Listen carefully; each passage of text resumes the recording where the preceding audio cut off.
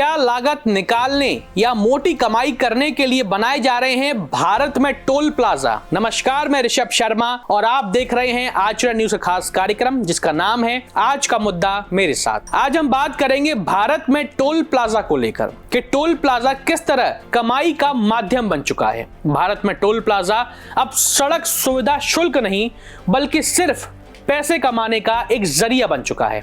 कैसे काम करता है टोल प्लाजा का ये कमाऊ सिस्टम, आइए जानते हैं।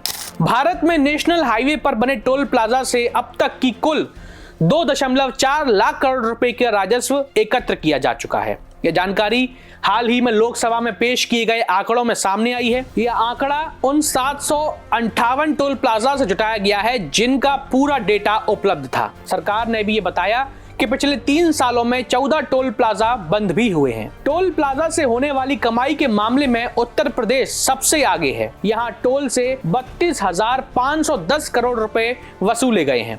इसके बाद राजस्थान और महाराष्ट्र दूसरे और तीसरे नंबर पर हैं। दिल्ली एनसीआर में सबसे कम टोल टैक्स वसूला गया है। यहाँ सिर्फ 263 करोड़ रुपए का राजस्व आया है। Delhi Chennai national highway NH-48 पर सबसे ज्यादा 24,490 करोड़ रुपए का टोल वसूला गया है। अब ज्यादातर लोग टोल का भुगतान फास्टैग से कर रहे हैं। पिछले कुछ महीनों में 98% से ज्यादा टोल पेमेंट फास्टैग के जरिए हुए हैं। फास्टैग एक ऐसा स्टिकर है जिससे आप बिना रुके टोल का भुगतान कर सकते हैं। इससे आपका समय और पैसा दोनों बचते हैं। आखिर क्यों वसूला जाता है ये टोल टैक्स, ये बड़ा सवाल है। कई लोगों को उसके बारे में कोई जानकारी भी नहीं है।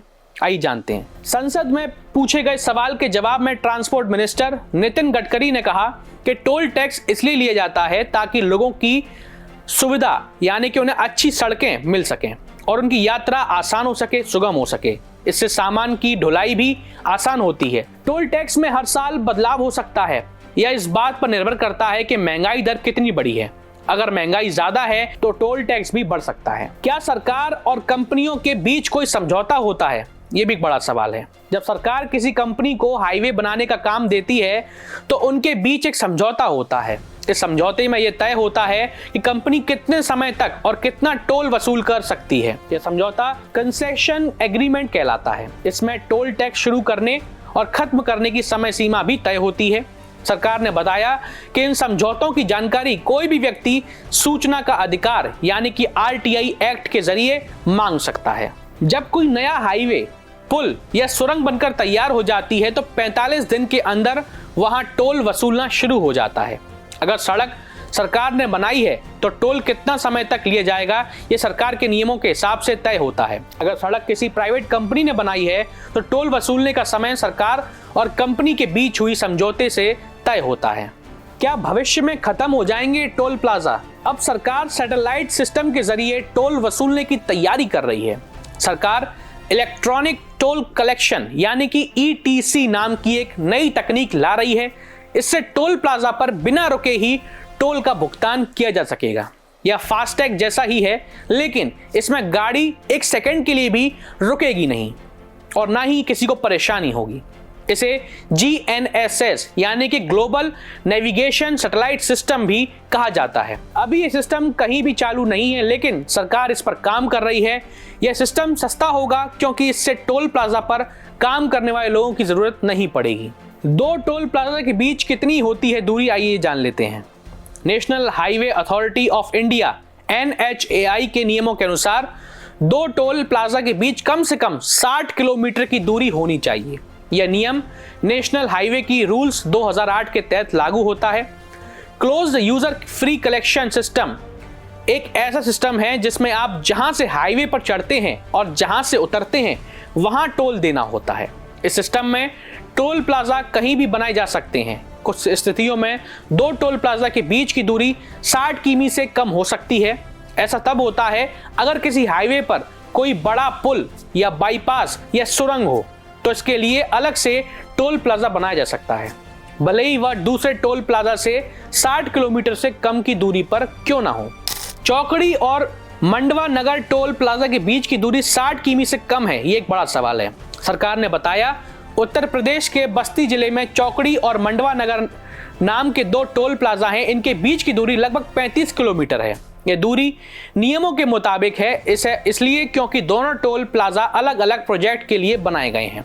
जब कोई नया हाईवे बनता है तो उसके आसपास के इलाके में भी सुधार होता है, जैसे नई दुकानें खुलती हैं, नए घर बनते हैं आदि। ऐसे पूरे इलाके को प्रोजेक्ट इन्फ्लुएंस लेंथ कहते हैं।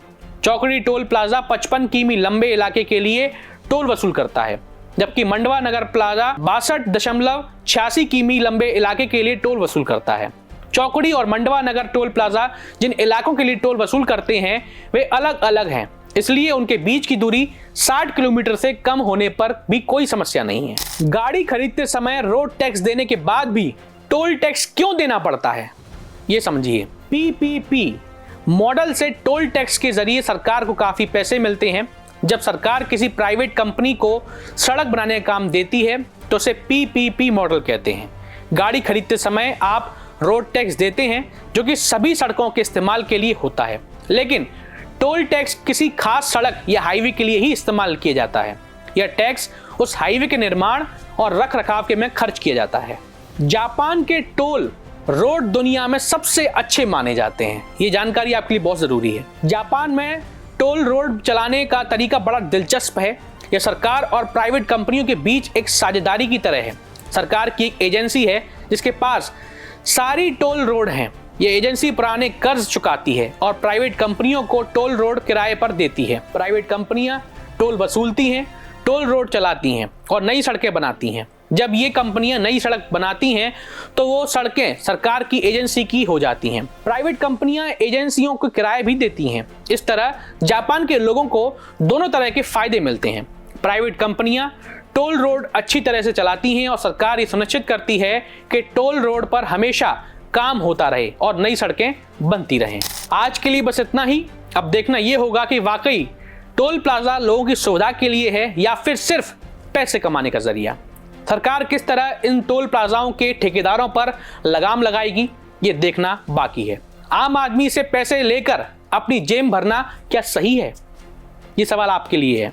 बताइए आपको आज का मुद्दा कैसा लगा, हमें साझा कीजिए, या आपके मन में भी कोई मुद्दा हो तो हमें बताइए, हम उसे आपके सामने लेकर आएंगे।